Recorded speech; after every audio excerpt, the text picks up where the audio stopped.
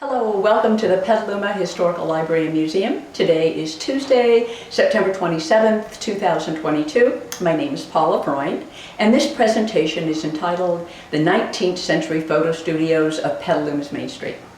It is being recorded and will be edited by my friend, videographer Kay Chandler. This presentation is being made to accompany the current exhibit here at the Petaluma Historical Library and Museum entitled Your Hometown Main Street, Petaluma, California. This exhibit was curated by the collection manager here at the Petaluma Historical Library and Museum. It opened August 11th and it will close November 27th. There are 5 other presentations that either have been made or are being made to accompany this exhibit. The first one was already given by Teresa Salzman, and it was about Petaluma's first Main Street, that created by the coastal Miwok Native Americans, their trading routes. The second presentation has already been given by Terry Parks, and it was about Petaluma's early drinking establishments, which were very colorful and numerous. That was an intriguing presentation and is available, it was recorded, it's available on petalumamuseum.com. John Sheehy will be giving a Zoom later on in October, and his presentation is about early immigrant entrepreneurs on Petaluma Main Street. After that, Skip Summers will be speaking about Petaluma's Great Mill and the renovation of downtown.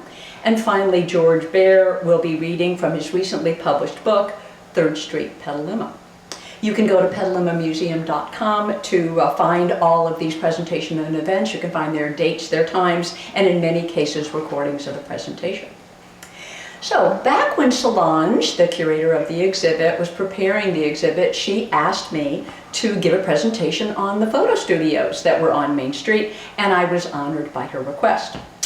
I am an art historian, and I've had an interest in early photographic portraiture for some time. Back in 2017, I curated an exhibit here at the Petaluma Historical Library and Museum entitled Portraits of Petaluma Pioneers. So this is an area that I've been researching for several years.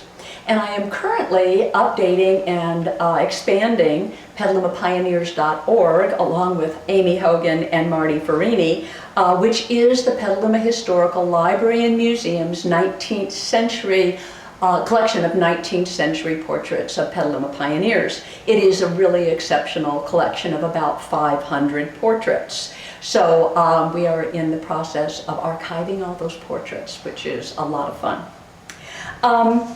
Before we get started, I would like to address 2 really interesting and important subjects. The first image that you see here is a picture of the Unitya Sisters. It was taken in 1865. As most of you probably know, when the pioneers who founded and developed the present town of Petaluma arrived, the land was already occupied by coastal Miwok Native Americans. These early pioneers came, they took the land from the coastal Miwok people, and they also usurped the name Petaluma. The Miwok, the coastal Miwok already had a town, a village named Petaluma. So the present town of Petaluma, which is a bit south of that original village, took the same name. In this collection of the Petaluma Historical Library and Museum of the Petaluma Pioneer portraits, which were taken on Main Street, in that collection there is not a single photo of a coastal Miwok. This image that you see on the screen right now was taken in 1865. We don't know the photographer. It may have been taken on Petaluma's Main Street. We don't know.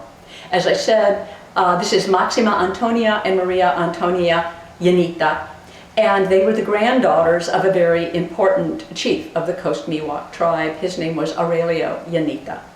You can go to PetalomaPioneers.org and read more about this important portrait of these 2 women. It's featured on the sidebar of the homepage of PetalomaPioneers.org. So, collection of 500 portraits and not one Native American. A disappointment.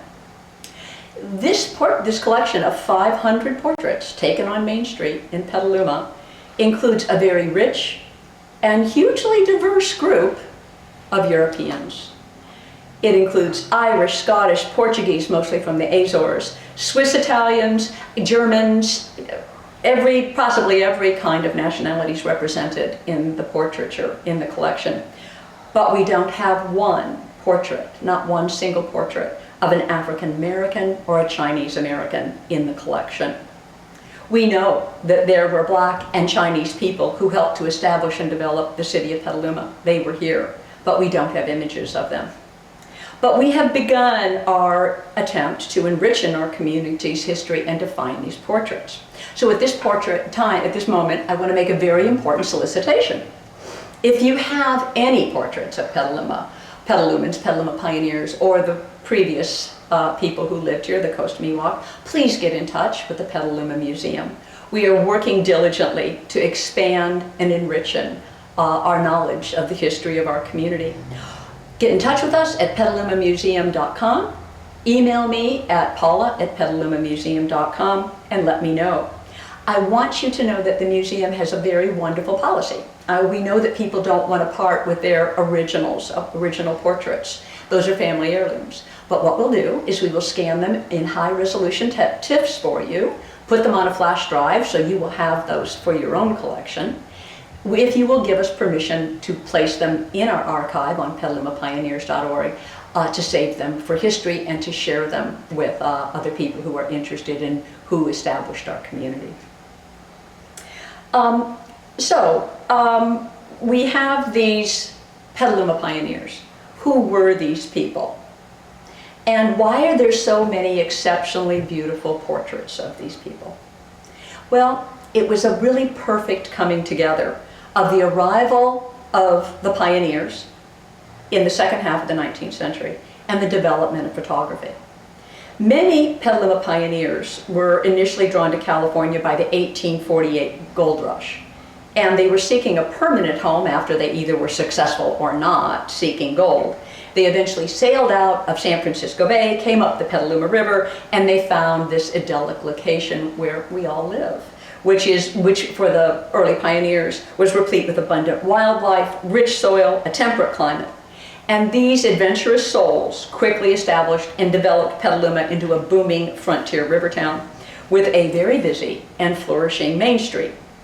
And interestingly enough, between 1856 and the turn of the century, there were over 26 photographic studios on Petaluma's Main Street. And they created portraits, these photographers in their galleries on Main Street, created portraits that are enchanting in their quality and detail. They created for posterity portraits of people, preserving for us the opportunity to observe their faces, their demeanor, their attire, their hairstyles in rich, intimate detail, and to connect them to the stories of their accomplishments and failures. So, with this background information established, let's look at some of the Main Street studios and the portraits, and the photographers and the portraits that they produced. The first photo studio in Petaluma was owned and run by a gentleman named Giles Pease Kellogg. The studio that he ran was a Daguerrean gallery. In other words, he did not create paper photos. He created photos printed on silver. One of a kind, precious, precious objects. And he was on Main Street. It was his Daguerrean gallery was opened in 1856. Quote, next door to Dr. Brown's drugstore in Petaluma's Phoenix block. It closed in 1862. We do not have a photo of his place of business, interior or exterior, very unfortunately. And we do not even have, and no one has, a daguerreotype created by Kellogg. But we do have this portrait of him. This portrait of him was taken by his fellow Petaluma pioneer photographer, Brian Johnson. And it is a delightful photo, and it points out to us very, very beautifully how rich these portraits are. When Mr. Kellogg went in to have his portrait taken, he obviously got spruced up. He combed and oiled his hair and put on a jacket and a tie.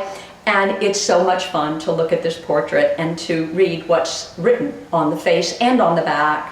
Written on the photo is, "Will you be my wife? And here I am, will you have me?" So in essence, this is a very charming, although not terribly sophisticated, marriage proposal. To tell you that story, his beloved Millie did consent to marry him. They were married. Very unfortunately, she died at the age of 25, not too long after their marriage. So this is all we have left of Kellogg, is a portrait of him. Oh, and excuse me, I failed to tell you that this portrait is not in the Petaluma Historical Library and Museum collection. This is in the collection of the Society of California Pioneers. It is due to their courtesy that we have this image here in this presentation.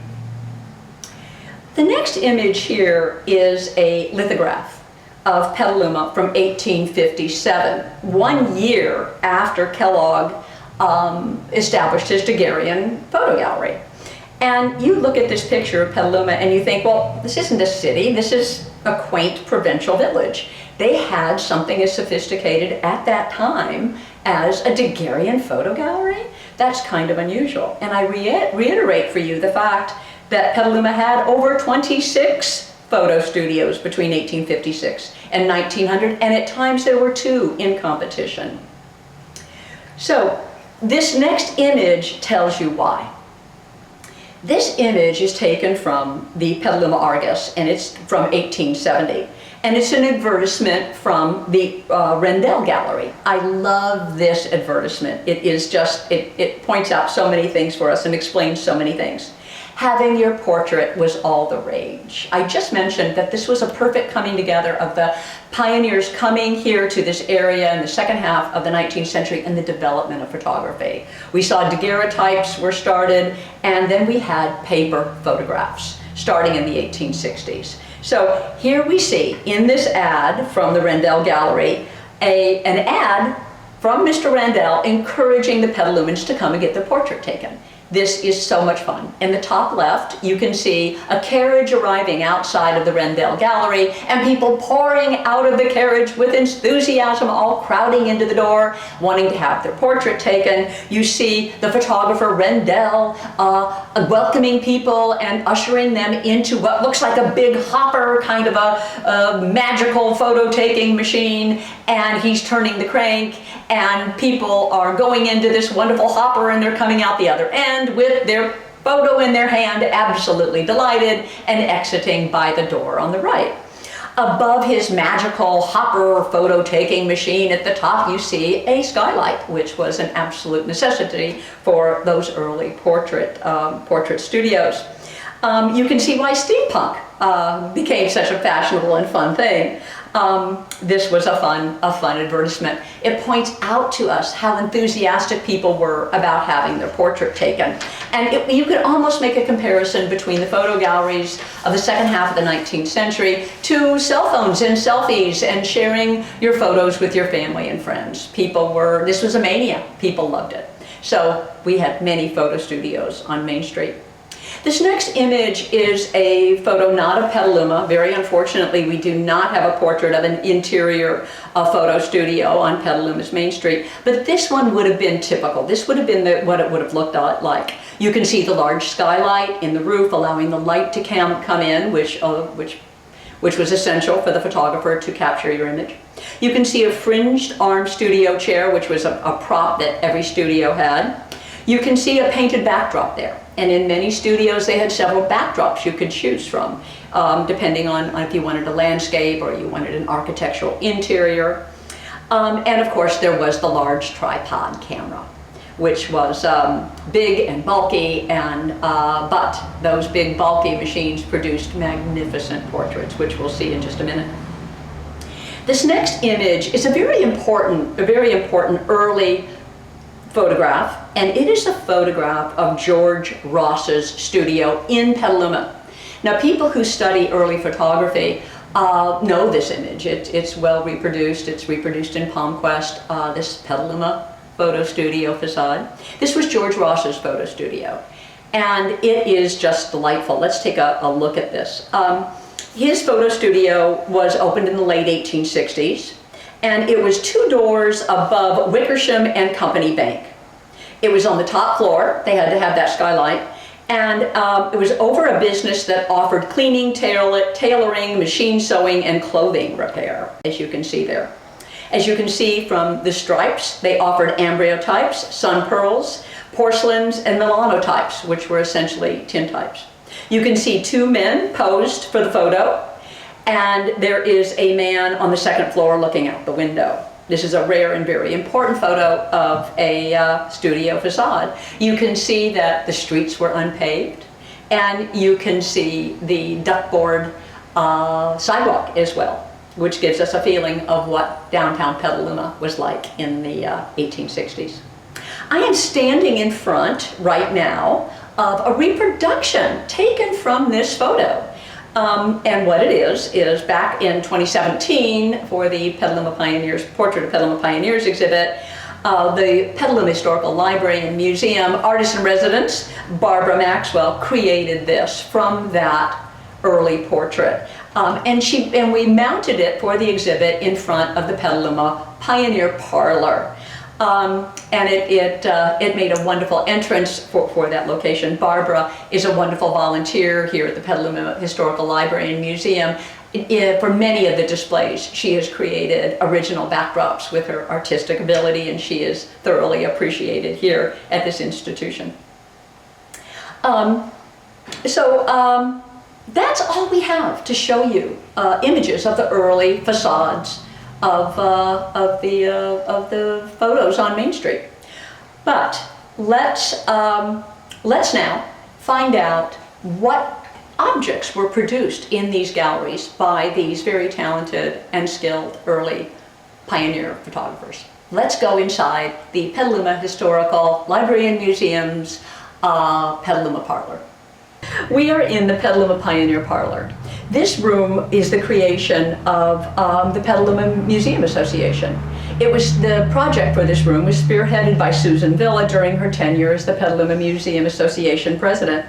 It's an exceptional room replete with wood paneling, brocade wall fabric, a period chandelier, and furniture, a magnificent organ, and framed portraits of some of Petaluma's most prominent pioneers.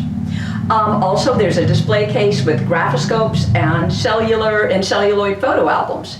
The graphoscopes and the celluloid photo albums were the kind of possessions that the early pioneers would have had in order to view and to store their portraits. The room features three families. It features the McNeirs, the Williams, and the Whitneys. Let's discuss first, we could start with the McNeirs, but most of their portraits were actually taken in San Francisco. So I think that we are going to focus on the Williams and the Whitney families. Let's go back to Kellogg and the Daguerrean Gallery. The Williams family has been so generous with sharing with the Petaluma Historical Library and Museum their collection, their fabulous collection of early family photos, and they are on petalumapioneers.org. Recently, I got an email from Jim Allen from the family, a descendant of the Williams family. He said, "Paula, I came across additional artifacts." He said, "I have daguerreotypes." I got so excited. I thought, oh my goodness, we have a Kellogg. We have an early Kellogg, who I mentioned before, was our first Petaluma pioneer photographer and had the first gallery on Main Street. Jim and I, we shared emails back and forth, and we determined that the daguerreotype was not taken in Petaluma. It was taken at about the same time that Kellogg had his Daguerrean gallery, but it was taken out east.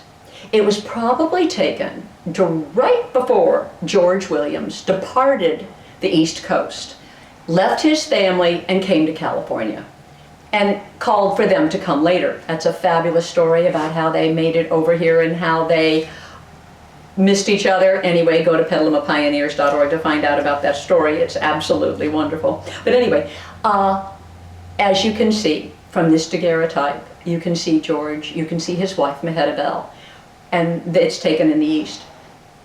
I think even in the reproduction that you're looking at, you can see that this is a very precious image. Daguerreotypes were called soul catchers.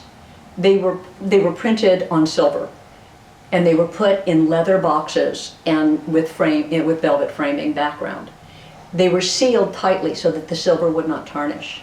They are magnificent portraits of individuals. It really is almost as though the essence of the person is captured in these daguerreotypes. And if you can find one that's in good condition, hold it in your hand, take a close look at it. They're precious, precious objects. Well, here we see Mehetabel and George. Mehetabel and George Williams. It's a special image. This next and it was taken in the 1850s. This next image is also George and Mehetabel, taken in 1899 by the Healy Gallery. And they both died in the same year, in 1899, George and Mehetabel. They lived the rest of their life once they moved here in Petaluma and were wonderful contributors to the community. I said that it was taken by Healy in 1889, right before the two of them died. One wonderful story, and more research needs to be done on this, was the Healy Gallery was run by a partnership, and that partnership was Edwin Ruth Healy and Ada Gossage Healy. They were business partners, and they were also married. It's hard to determine, if a portrait was taken by Edwin or if it was taken by Addie. Both of them were listed in directories, town directories, as photographers. So we can be very proud here in Petaluma that we had an early female photographer. You are looking at the opposite wall in the Petaluma Pioneer Parlor, and this wall is dedicated to the Whitney family. In the center, you see Albion Paris Whitney, oil painting of him, and next to him is an oil painting of his wife, Susan Eastman Durgan Whitney. They came to Petaluma very early on. But let's start at the beginning. In the top left, you see a portrait of Albion's mother, Olive Parlin Whitney.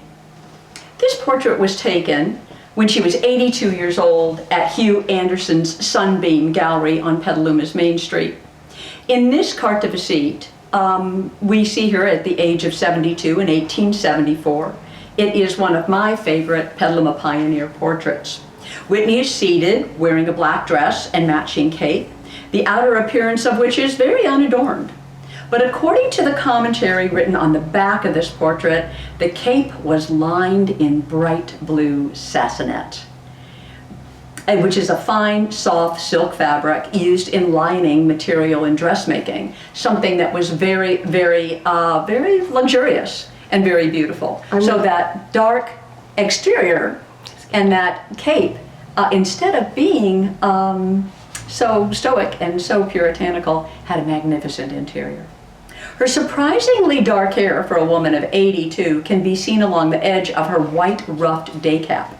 Yes, it was common in those days for ladies and men to dye their hair. She wears circular spectacles and looks directly out at the viewer with a glare that can reasonably be defined as unwelcoming. Her left elbow may be resting on a book laid on the table beside her, and given the commentary written on the back of this portrait, quote, very rigid in religion, it would not be unreasonable to assume that it may be a Bible. The portrait underneath her is her granddaughter surrounded by two friends. That is Jenny, that is Albion Whitney and Susan Whitney's daughter, Jenny, with two of her friends. This is a magnificent portrait of three young women taken in the 1860s. It is a pretty special portrait in the collection. Underneath that, you see a portrait of three of the Whitney children, and that portrait is by Louis Dow, another very skilled Petaluma Pioneer photographer. And this is a masterpiece. This is a masterpiece of a portrait of three children. The composition is very sophisticated, very beautiful. In the top right of the wall, you can see a portrait by George Ross, who was probably the preeminent pioneer Petaluma photographer. He, unlike many of the photographers, lived in Petaluma for many years and was a beloved citizen of the community. This is his portrait of Albion. Albion was a state senator and a very successful merchant. And this is a masterful portrait of him as well. Below Albion, we see a portrait of his wife, also by Louis Dow. And this is a portrait of her. She, after Albion's death, became a leader in the women's suffrage movement, attempting to get women the right to vote. It was a lot of fun for me to look at these two portraits, the one by George Ross of Albion and the one by Louis Dow of Susan, and see that they were used, these portraits by this Petaluma photographer, was used as the basis for their oil paintings. So out here in the West in California in the 1860s and 70s, there weren't too many highly trained oil painters. So what the painters would do is they would take a photograph, ask the photographer to burn their image onto a canvas, and use that as the basis for their oil painting. So if we study the portrait, the photograph portrait with the oil painting, we can see that those portraits served as the basis for the oil paintings. So Petaluma was blessed with very talented pioneer photographers throughout the second half of the 19th century, and as a result, Petaluma is blessed with a wonderful collection of their images. So in conclusion, feel free to go to petalumapioneers.org to find out more information about the 500 portrait collection here at the Petaluma Historical Library and Museum. Find out more about the Petaluma Pioneer photographers and their studios on Main Street. Come often to your Petaluma Historical Library and Museum. It's free. It's open Thursday through Sunday, but check to make sure that those times are up to date. And make sure that you make it to the Your Hometown Main Street Petaluma, California exhibit. It closes on November 17th.